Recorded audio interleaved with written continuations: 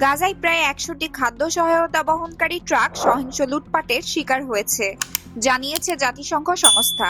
Israel নিয়ন্ত্রিত Kerem শালোম crossing পার হয়ে দক্ষিণ গাজায় প্রবেশের পর মুখোশধারী দুষ্কৃতীরা বহরটির ওপর হামলা চালায়।